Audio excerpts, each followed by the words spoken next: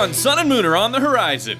Oh shit, a pun already? So it's time we start making demands and telling Game Freak what we want from these games. Will we still buy them if they do nothing we ask for? Of course! But it's still fun to dream, am I right? Okay, intros are dumb, so let's get on with the list. Number 5! So my last video was about how we might be going back to Kalos in Pokemon Sun and Moon, which has a lot to do with the fact that the Sun and Moon reveal trailer has this part where they name off all the previous generations and say, it all comes together in Pokemon Sun and Moon. I promise this isn't just in my top 5 hopes so my theory can be correct. I swear. Going back to one region would be awesome. Going back to all the previous regions would be mind-blowing, but that seems very unlikely. There may be a lot of signs pointing to the possibility of going back to Kalos, but the fact that the Alola region is based on the Hawaiian Islands makes it seem like traveling to a new region would be quite a stretch. It wouldn't be as simple as traveling between Kanto and Johto, which are actually connected. Still, I really hope this happens. It was one of the best things about Generation 2 and the remakes. Exploring a past region after you've beaten the Elite Four, seeing how things have changed, re-challenging gym leaders, it was tons of fun and everyone loved it. And hey, if my theory video ends up being correct, that's just a bonus. Number 4!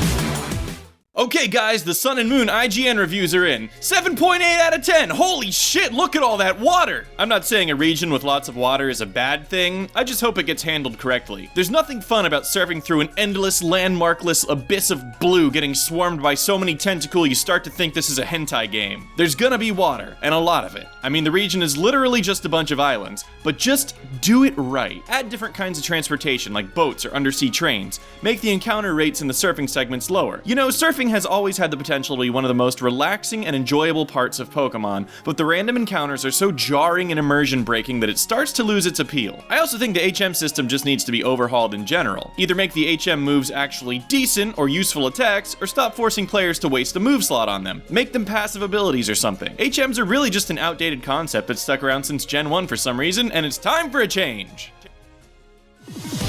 Number 3! One of the absolute coolest things about Pokemon X and Y was the trainer customization. All the different clothing, hats, skin tones, and accessories made the experience feel totally unique for each player. It was awesome going into battle with a random person and seeing how they had customized their character. It seemed like a feature that could potentially be in every Pokemon game from that point forward, but it also seemed like it could just be a Kalos thing since that region was very fashion obsessed. There's also the fact that it was removed in Omega Ruby and Alpha Sapphire, but that could have been just to preserve the look of May and Brendan. The Sun and Moon playable character is fairly generic in appearance though, which leads me to believe that maybe they will be customizable. It would actually be awesome if the clothing and accessory options were specific to the Alola region, and that way my trainer can wear a Hawaiian shirt and get laid! Number 2!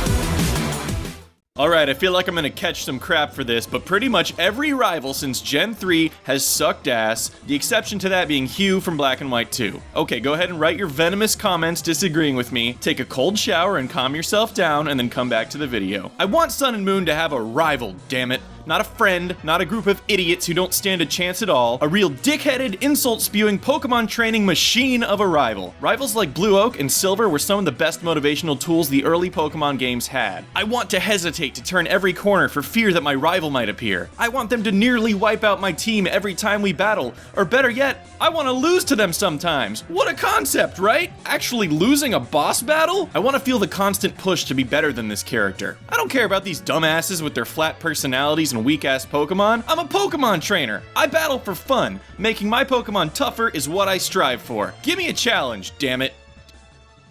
Number 1!